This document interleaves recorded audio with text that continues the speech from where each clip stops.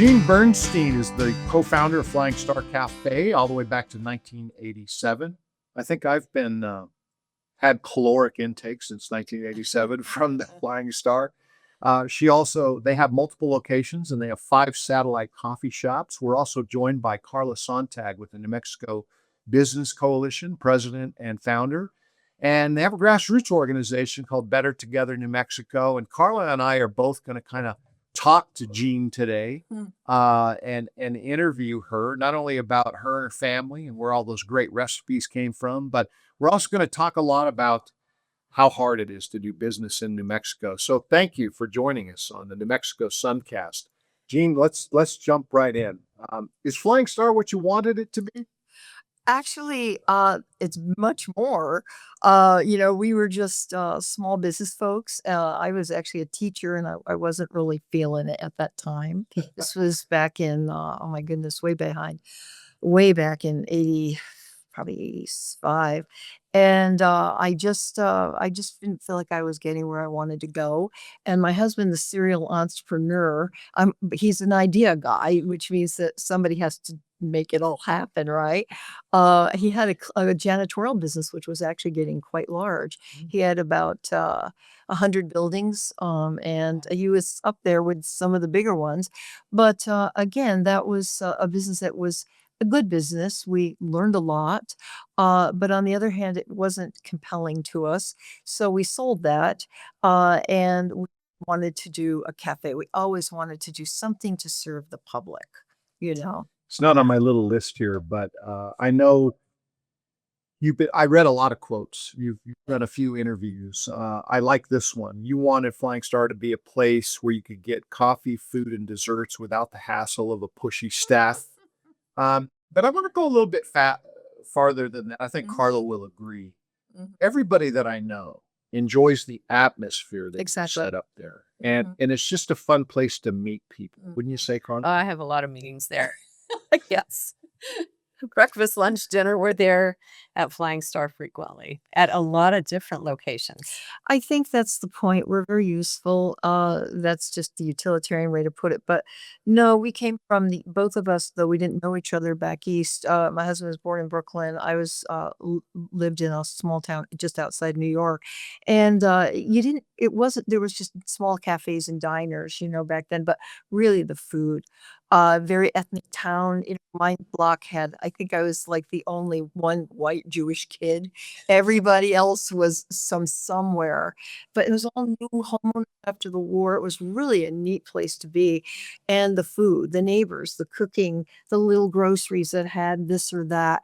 And both of us came from those types of neighborhoods. Brooklyn's like, what they used to call it, Larry King used to call it the kitchen soup, I think. What do they call the little stores there? A bodega? Well, that's the Hispanic negi, but the Jewish ones and the other ones, Irish, Italian, right? Everything. But where I lived was just like a little Brooklyn. So, we wanted both. We had that desire to create something similar out here, which didn't exist. Where do all the great recipes come from? Well, for a long time, some of this, not so much family. My mother was sadly a terrible cook. I think she left me very hungry. She meant well, but she was a working woman. My parents always had a little business, and they were always rushing off, to do something, and then they'd come home and bring food. But I think what we did was we just started hiring talent. We ran into a fellow whose wife was from Albuquerque, who had lived all over the world. He was from Holland, and he ended up being our chef for 25 years. A wonderful talent. He grew up in Europe. You went to school at 14. Your high school was a place where you learned to be a chef.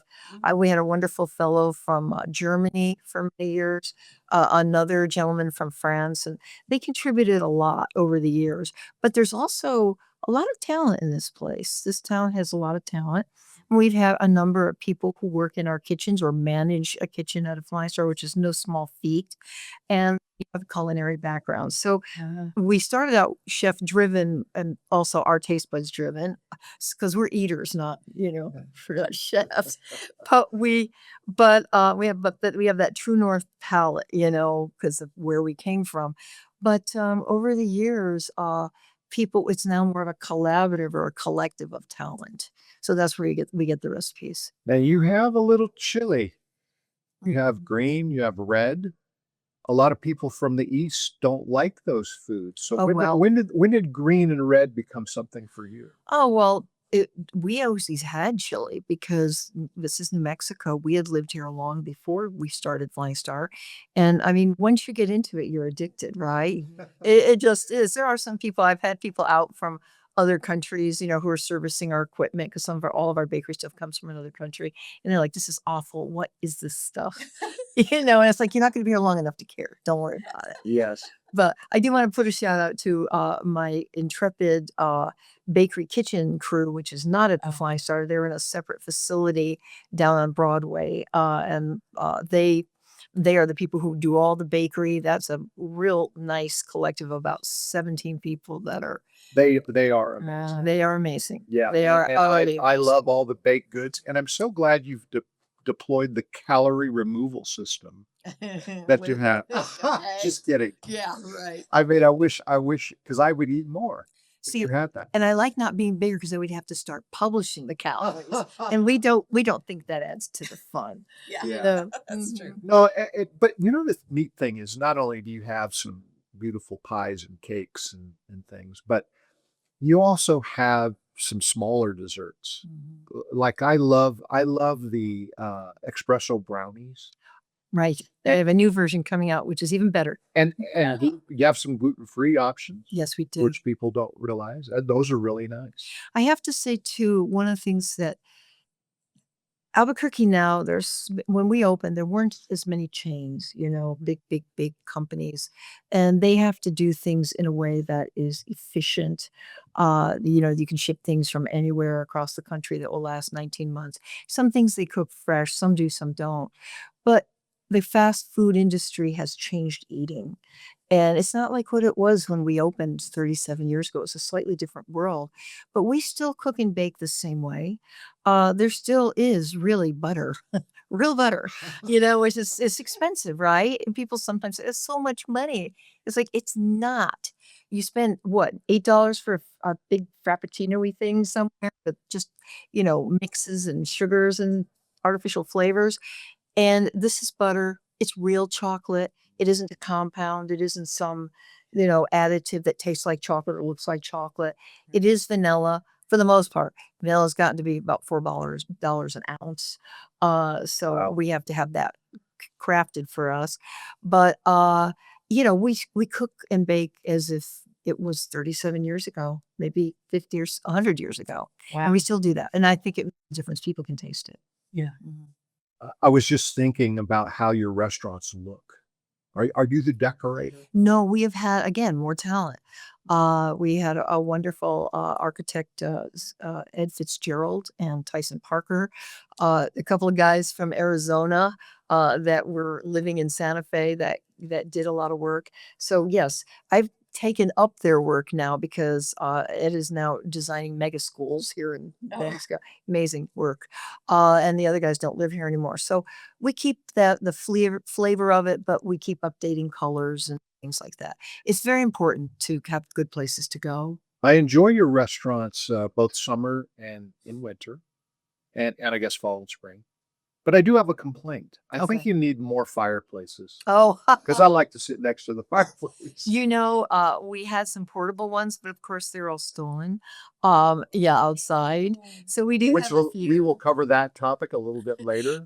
Yeah, that's been an interesting adventure. And then some of our landlords don't allow it, fireplaces or burning of anything, But I think the whole point is our patios are unique, right? My husband and I are the ones, there's still no one in the company that can get this done, plant all the flower pots. Oh, And, I have a couple landlords go, why do you do this? Because they don't allow flowers. It's like, why? Because they're messy and they don't. And, you have to water them. But we try to do things to make our places a good place to come. That's the purpose of them, really. Business meeting, church groups, occasions, whatever. Study. You should see our study halls at certain times a year. The dining rooms are populated by back-to-back laptops. Kids are, having cake while they're, reading. It's really fun. It's neat to see how our places evolve and take on the community without us even doing a thing. And if you're watching right now, you can go to flying-star-cafe.com and you can find the menu Oh yeah. and even order Mhm. takeout and all those kind of things. Mhm. So it's really kind of nice. I don't know if Carla or I are your perfect customer though. Okay. The reason is I think we probably sit at a table a little longer than you want us. That's okay. We don't mind that at all, and, that's so funny because years ago, when bankers were in my life, no longer, and they would have to have mortgages or just, cash flow loan, those types of things to get started. They would go, "How do you make money? You have people hanging out and sitting around, they need to turn," because they knew the restaurant business is Right. all about table turns. And we're not. We look at it as our places are organic. They just kind of ebb and flow on their own. Sometimes we have to ask people to share tables or move on. They've been there too long, but generally we don't because we have quiet times in the afternoon when most restaurants are dead, but we have people doing business, or studying or writing books, or gosh, studying for their military flight exam. It's so much fun to see that, and that's still to this day, that was the point of this whole thing, was to just give people a place to go, and they would do the rest. Yeah, and I can speak for myself. I've really enjoyed it.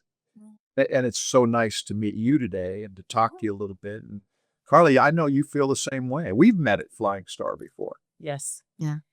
I try to go at the quieter times because, It could get really wild. yeah, there was a lot Like of people. this Sunday, don't go. Yeah.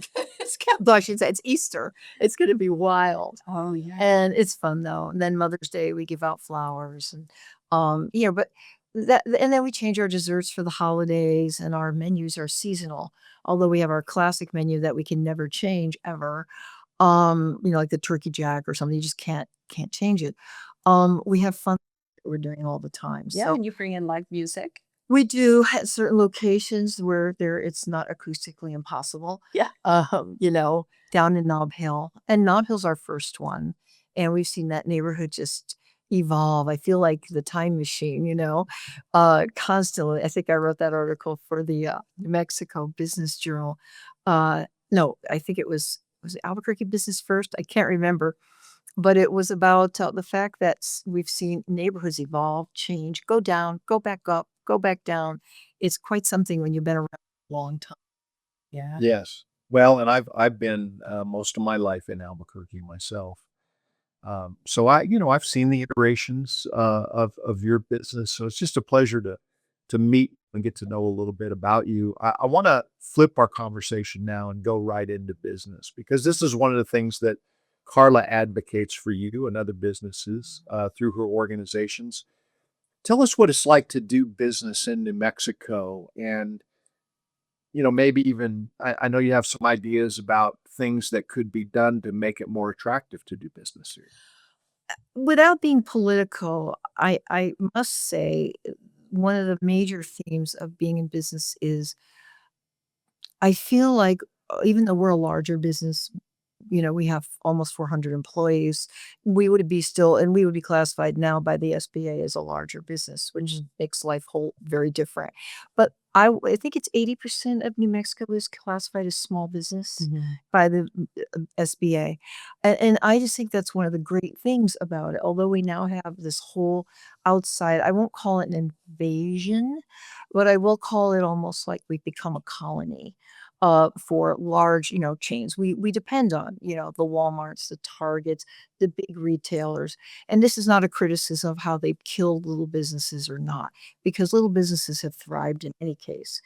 But what I do notice is when laws are passed in the legislature, things that affect business, they tend to be hard on small businesses, easy for larger businesses. You saw this in COVID, how so much of what was deemed, essential or non-essential really favored large business and really almost destroys so many small businesses. Well, Gene, I think during COVID, 50% or more of restaurants in New Mexico closed. I don't know if that's true, Well, but it was a lot. there was 40%, I believe, that we lost permanently. I believe that I could believe that. That's a lot. And even now, it's happening with or without COVID. Part of it is, of course, the economy here is so up and down. It's not diverse enough. And with all of the governmental changes and efforts toward efficiency, some of that is beginning to have a price to pay, not just in the public side, but in the private side. But even prior to that, inflation. Also, there are various laws that are passed in our legislature that put a heavy burden on a little business, but a larger business doesn't feel it at all. Right. And this is what really bothers me sometimes, and I'm not asking for favors, but I look at some of my compadres that have one restaurant, and they work themselves, they only have a small employee base, yet they have to pay the same tax rate or provide the same PTO benefits as we do, and Walmart does, or, Target, or, you know, Cheesecake Factory, whomever you wanna talk about, and the net effect is it's suicide. Yeah. It's gone, they're gone. Carla, this past legislative session, you spent quite a bit of time. Uh, I know the iterations of the Paid Family Leave Act, even the name of the bill changed, but I don't know large businesses or small businesses that actually wanted that. And what's confusing. Employees didn't want it because it was a percentage of their wages as well. Oh, so that's the first time I've heard employees were opposed. There was a number of employees, you'd have to talk to New Mexico restaurant about that, but they were very opposed to it because of the amount of money they would have to pay. I can't say it's not I had a couple objections to it, not because I have to say it, I'm not being political again. There are some advantages because many employers aren't as nice as we might be. I mean, we've had people who get sick, and maybe they didn't work for us. These days, people don't stay as long, so it's harder to get relationships with people. And we have a certain contingent of people now after the pandemic that just coming and going all the time and leaving New Mexico, I might say, and which is most unfortunate. A lot of people are not staying here. They're going to Arizona or something where they think they can make more money. Denver, oh my God, Denver's like booming. It's like an explosion. Um, and I think people go there, it's more expensive to live, but there's more opportunity. And here, it's just not quite the same for people. But I can't say the Family Leave Act wasn't a good-hearted intent, but I don't trust the leaders to have thought it through. Even the city's extra PTO program is poorly thought through. They never consult business, never. They never sit down and say, how would you organize this if we want to give X amount of hours of PTO per year? I get it because people need time. And what I started to say, and I interrupted myself, was that, we're pretty cool with people. If you're in trouble, if you've worked for us a while, we'll probably keep your salary going. They've got PTO, they've got benefits, they've got things they can use. We've had people with cancer who needed more time. We've been able to do that. We've had people who, will just keep their salaries going for a while. We'll do what we can, right? Um, the other thing is we wanted to start a fund for with the employees could contribute and we would contribute for emergencies, but that turns out to be a governmental nightmare. Ending up forming essentially the version of a 401k that's under ERISA. Yikes. So it's not worth doing, right? So everybody does what they can. Yeah. Well, it's interesting. Jean said she doesn't trust the leadership to have thoroughly thought through.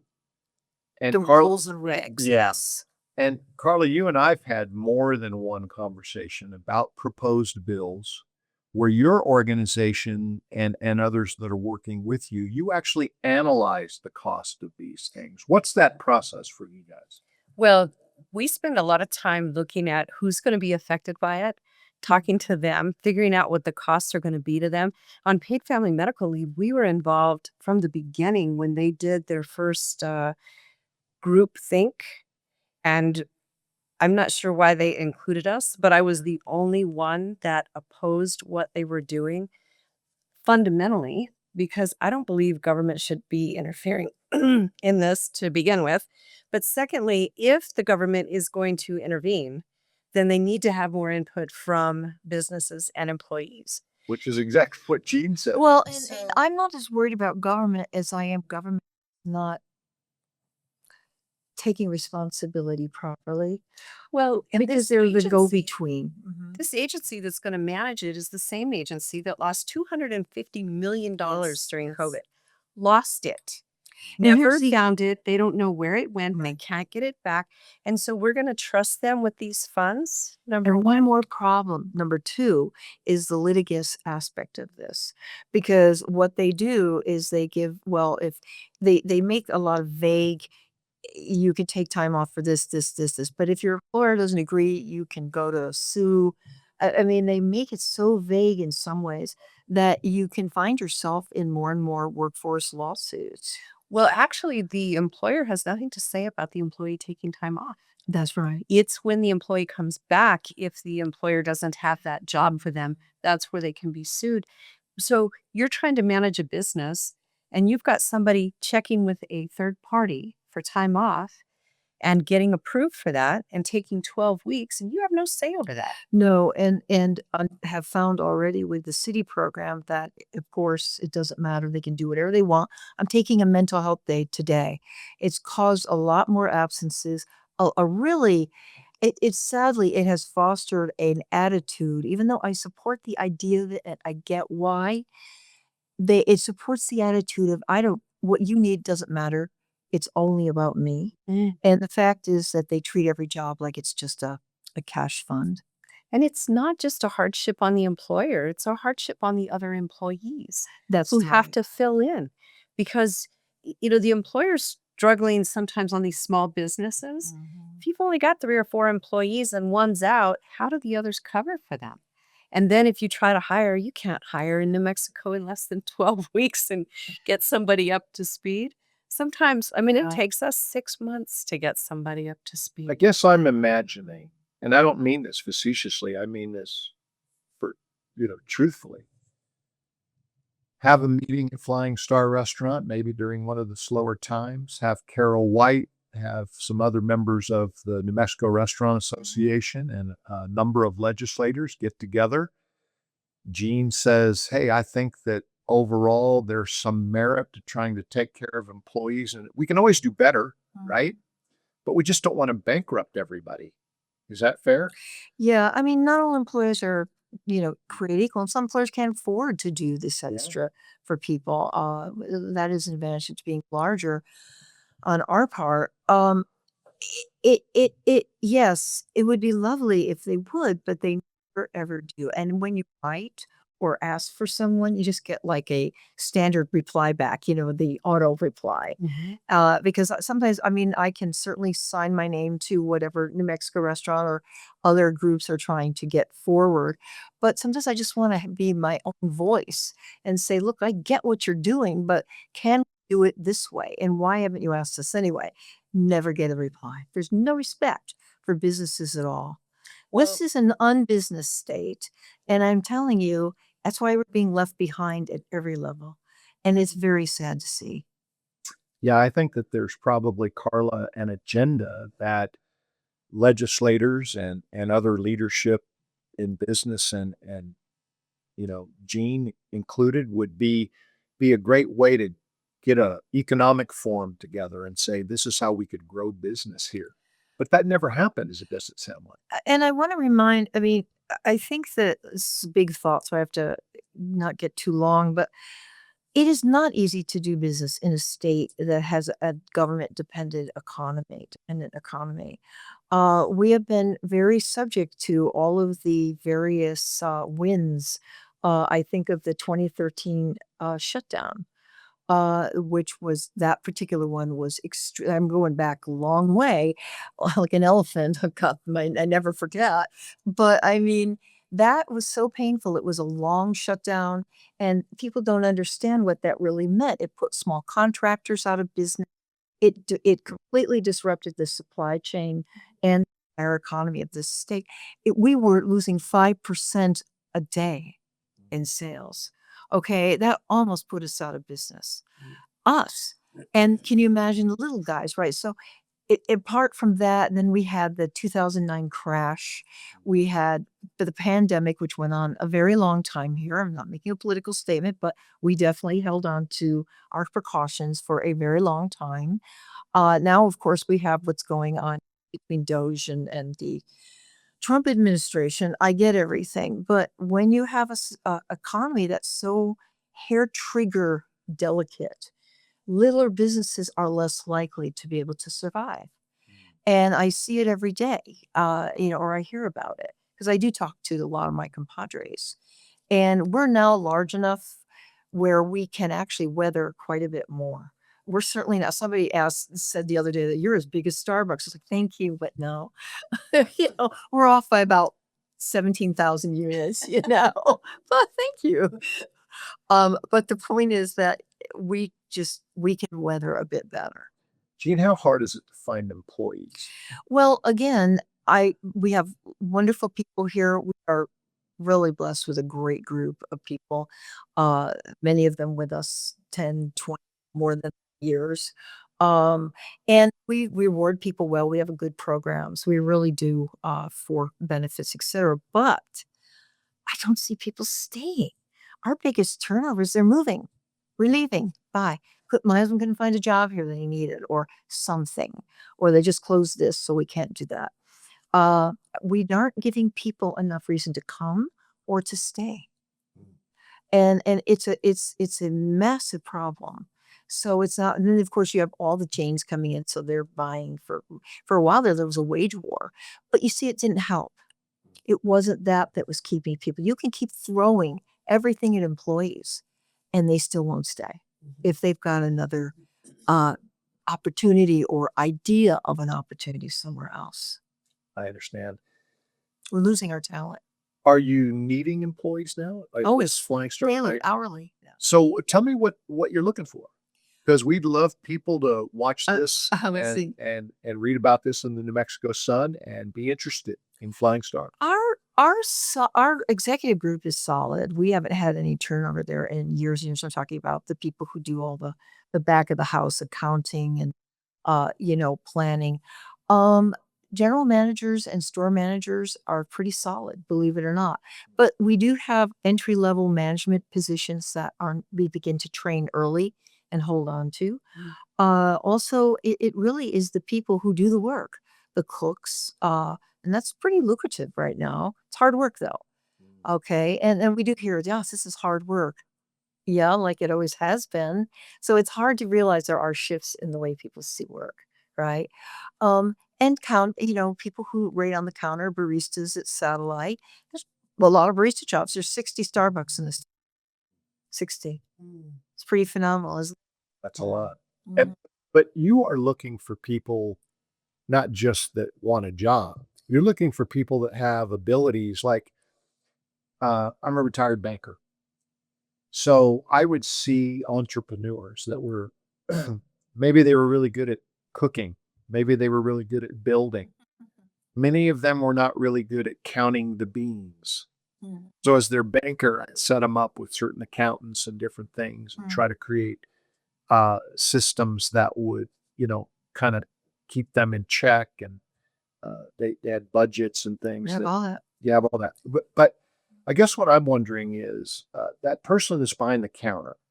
I know that you have some very talented people that are cooking because your food isn't coming out the way it is if people that just want a job. We're not opening bags and throwing them in. That's right. Yeah, yeah. So, I mean, you see talent, you know how to recognize that talent. If somebody wants to get involved, I'm assuming from the ground up, they need to learn how to serve.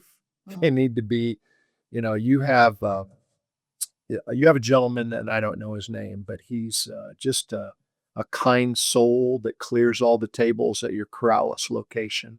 I'm there quite frequently in the mornings early, and he's just a gentle person and very kind. I really like him and appreciate him. And most of us, There's so many I can't remember. well, yeah, You might and I don't feel want- us. I know who you would be. I don't want to put anybody's name out there anyway, because they may not appreciate that very much. But you do feel safe and you do feel warm, and then the food just brings a whole different flavor to you. But if people are interested in a job at Flying Star, do they go to flying-star-cafe.com? Yeah, or they can go and put in an application.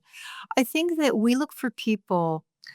I think part of it is even if some of our best people have been students who are studying for their degrees, they have a an idea of what they want to be, and they're working on it. Whether it's a lawyer or teacher, and many of them stay until they're done with their studies. People are in all phases of their life. Many people don't choose the restaurant business, but while they're there, it's meaningful and they approach work with respect, and we love them. What can I say? I still have people I say hello to from 30 years ago, I moved back. I wanted to come say hello. It was so nice, right? But that's what we need more of is people who know what they want. Some people are looking for opportunity. They're starting as a busser, new to the country, some of them, and they've gone on to buy homes, put their kids through college. I mean, it is and can be at any level the American success story if they want it to be. Well, and as we wrap this up, Jean, do you have any final comments or things that you would like to share with us today? About 3,000 of them. I would just like to see the state, the city, begin to talk to its citizens about what they want and its business people as well. We don't have much dialogue in this state. It's very polarized. It's very secretive in many ways. Yet we're being left behind. We're last in education. We're highest in crime, or maybe we vie for the one or two spot, right? So many things that I feel if we would just stop being so political and just listen and come with great ideas, do something like Think New Mexico on a larger scale. But we're so entrenched and we really can't afford it anymore. I think we're squandering our own resources, our time. Time is ticking, and the state, I've been here 50 years, 52 years, came out as a freshman at UNM. I've been in business almost 38, and I haven't seen the move as much as I really think it could with all the talent and ability and good people here. I don't see it. More needs to happen. There's a different focus, but thank you for being with us today. It's been a pleasure hearing about your business and how it's grown over the years. That is just amazing. And we'll continue to frequent there and give you our business. Thank you. Appreciate it. Thank you. Yeah, we should also mention that if you're a business owner, and Jean, you sound like a person that's open to other business owners. You've been through a lot. Maybe they come and talk to you, have a cup of coffee. Not that I'm volunteering you to be a counselor, but you just have set up an atmosphere at your restaurants, and you have a lot of experience. I should also make sure people know how to get in touch with Carla. They can go to bettertogethernewmexico.org or to nmbizcoalition.org. And both, Carla, I always appreciate you and people that you bring in to talk. And Jean, it's a pleasure to meet you. Love your restaurants, and hope all is well. And I know you'll keep battling the battle. Yes, absolutely. Nice to see you. Thanks for joining us. Thank you.